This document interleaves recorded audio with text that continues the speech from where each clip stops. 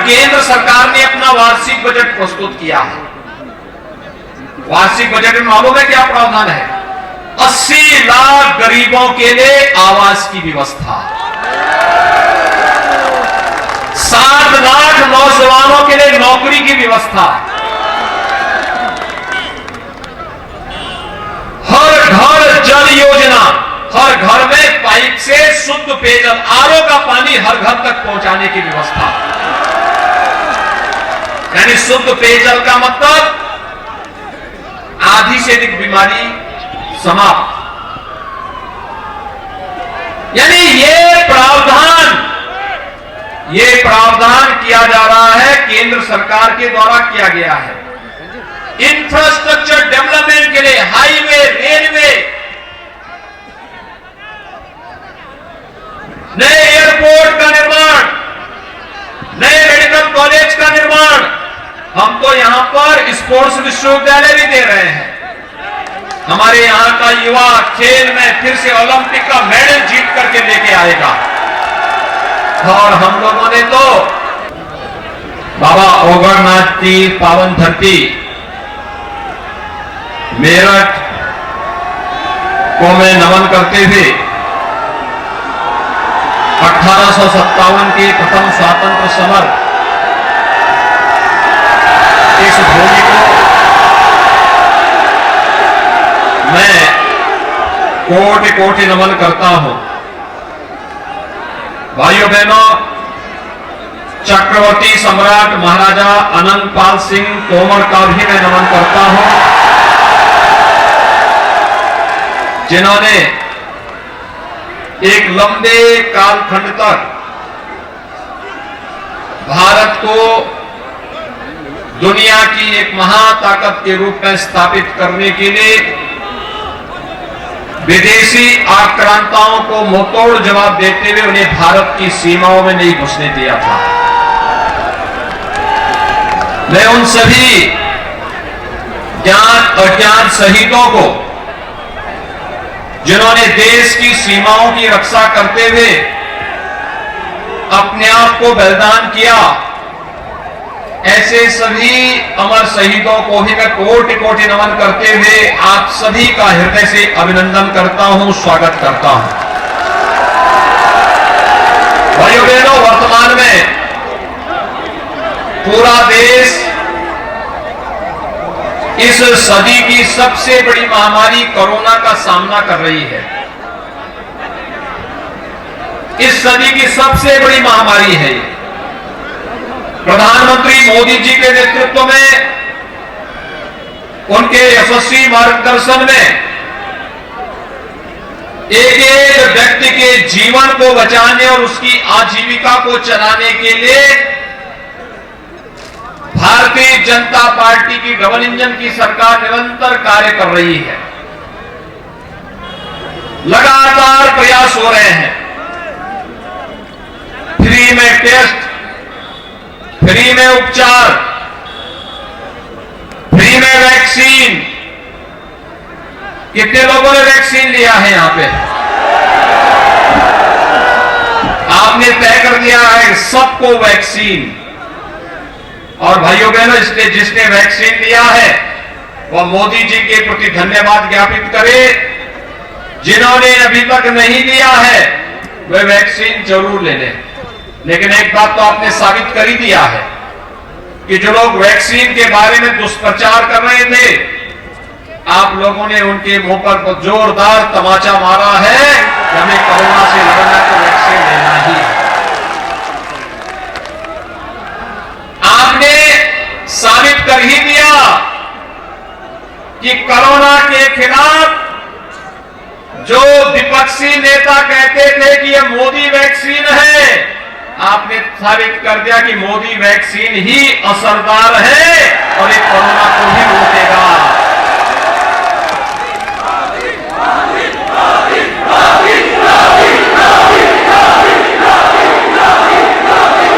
भाइयों बहनों,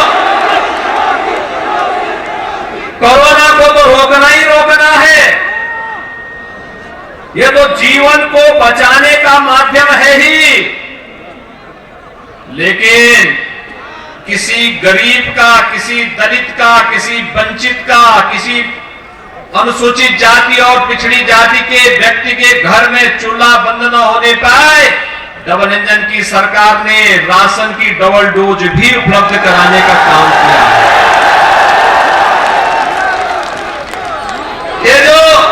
ये जो राशन है ना, ये जो वैक्सीन और फ्री में दवा है ना, और जो ये 12 लेन की हाईवे मेरठ से दिल्ली के बीच की दूरी 4 घंटे की दूरी को 40 मिनट में लेके आ गई है।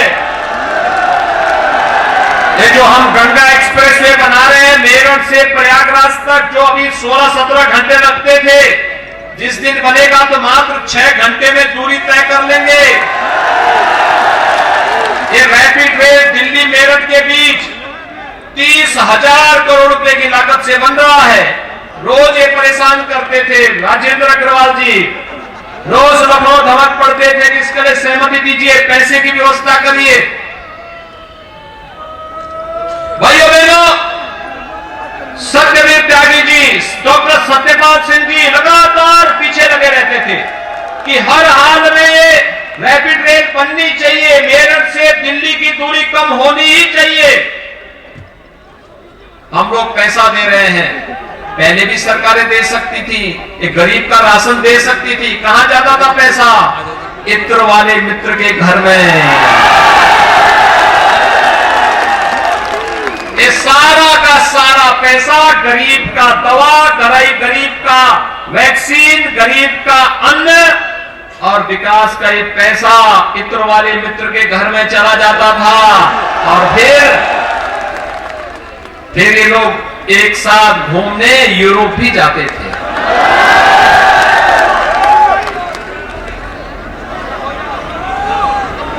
यूरोप घूम के आते थे और जब असलियत खुली तो कहा कि नहीं, हमारे इत्र वाले मित्र से कोई संबंध नहीं। जब लोगों ने, पत्रकारों ने फोटो दिखाई तो कहते थे तो पुराना फोटो है। अब ये लोग रोज एक नया सहारा ढूंढते हैं। पहले चुनाव में, पहला चुनाव आया तो पहले चुनाव में इन्होंने 2 लड़कों की जोड़ी प्रदेश में आई थी, बड़ा बड़ा हल्ला किया था, बहुत प्रचार किया था, जनता ने ठेंगा दिखा दिया। आज फिर बदल करके 2 लड़कों की जोड़ी फिर आ गई है। भाइयों बहनों, ये 2 लड़कों की जोड़ी वही है। एक लखनऊ से दंगा करा रहा था, एक दिल्ली से तमाशा देख रहा था। याद करिए 2013 में, 2014 में जब मुजफ्फरनगर के दंगे हुए थे, मेरठ में उपद्रव हुआ था, तब ये दंगा कराने वाले और तमाशा देखने वाले दोनों लड़कों की जोड़ी गायब थी। तब गायब थी। 5 वर्ष में कोई दंगा हुआ? लेकिन दंगाइयों के ऊपर बुलडोजर चलते हुए देखा होगा ना।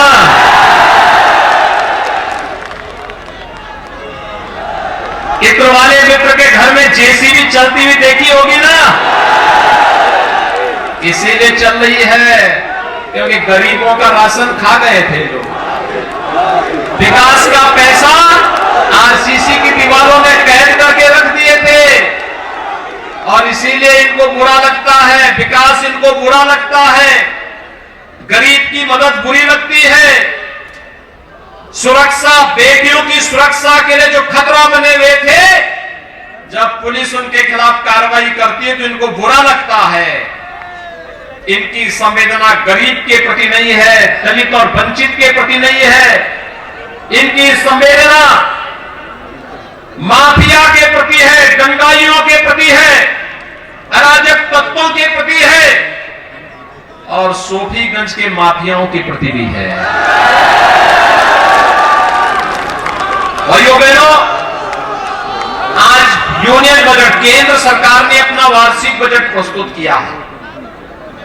वार्षिक बजट में मालूम है क्या प्रावधान है? 80 लाख गरीबों के लिए आवास की व्यवस्था। 7 लाख नौजवानों के लिए नौकरी की व्यवस्था, हर घर जल योजना, हर घर में पाइप से शुद्ध पेयजल, आरओ का पानी हर घर तक पहुंचाने की व्यवस्था। यानी शुद्ध पेयजल का मतलब आधी से अधिक बीमारी समाप्त। यानी ये प्रावधान किया जा रहा है, केंद्र सरकार के द्वारा किया गया है। इंफ्रास्ट्रक्चर डेवलपमेंट के लिए हाईवे, रेलवे, नए एयरपोर्ट का निर्माण, नए मेडिकल कॉलेज का निर्माण, हम तो यहां पर स्पोर्ट्स विश्वविद्यालय भी दे रहे हैं। हमारे यहां का युवा खेल में फिर से ओलंपिक का मेडल जीत करके लेके आएगा। और हम लोगों ने तो मेरठ, हापुड़, गाजियाबाद, गौतम बुद्ध नगर, सहारनपुर, मुजफ्फरनगर, शामली, अब दंगा नहीं, बल्कि यहां के कलाकारों के लिए मुंबई नहीं जाना पड़ेगा, यहीं पे फिल्म सिटी भी बना दे रहे हैं।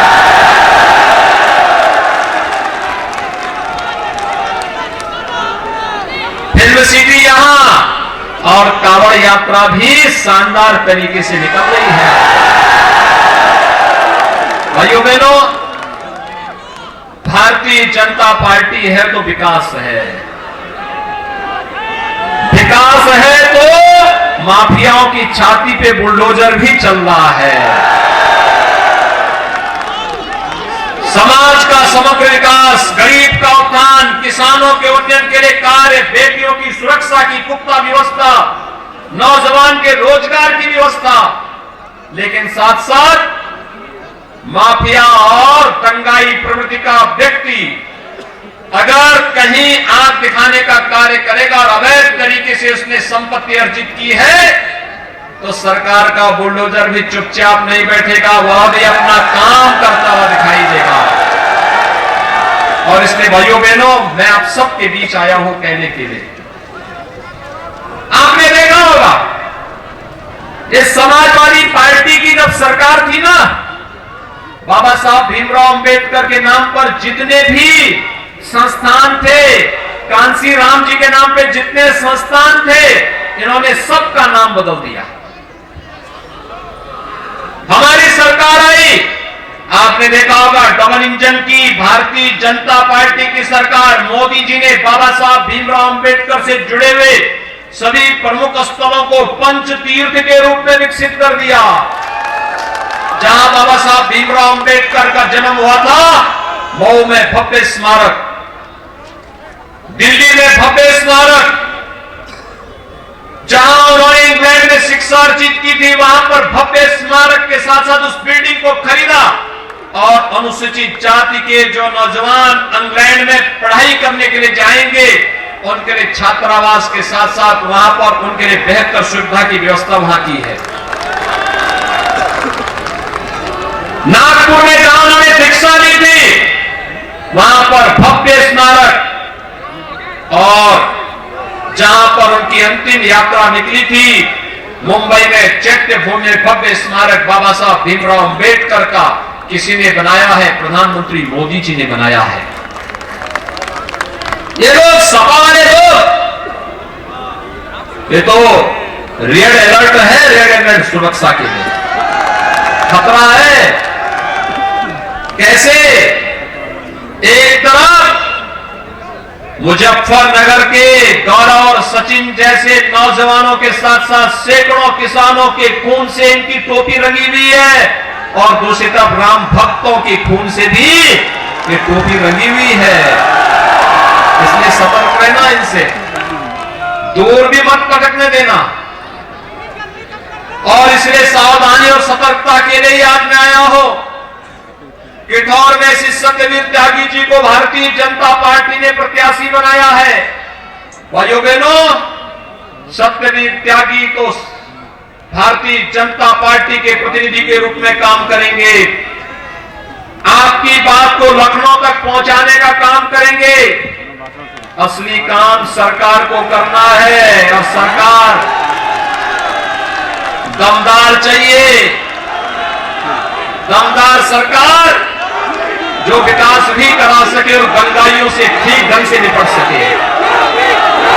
दंगाइयों के सामने दुम दबाने वाली सरकार नहीं।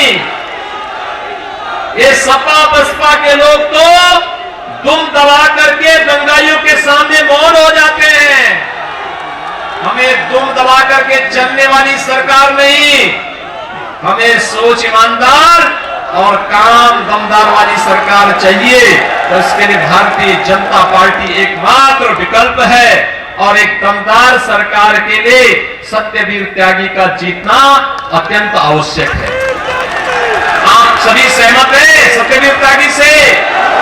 सभी लोग यहां पे हमारे ग्राम प्रधानगण भी हैं।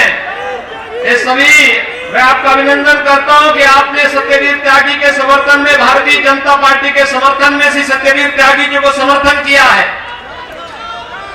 ये हमारे जितने भी ग्राम प्रधान है सब जाटो समुदाय से हैं और आज मैं उनका अभिनंदन करता हूं, भारतीय जनता पार्टी का समर्थन करने के लिए इस मंच पर आए हैं। और मैं इसलिए आप सबसे, सभी लोग सहमत हैं सत्यवीर त्यागी चुनाव जीत के जाएंगे?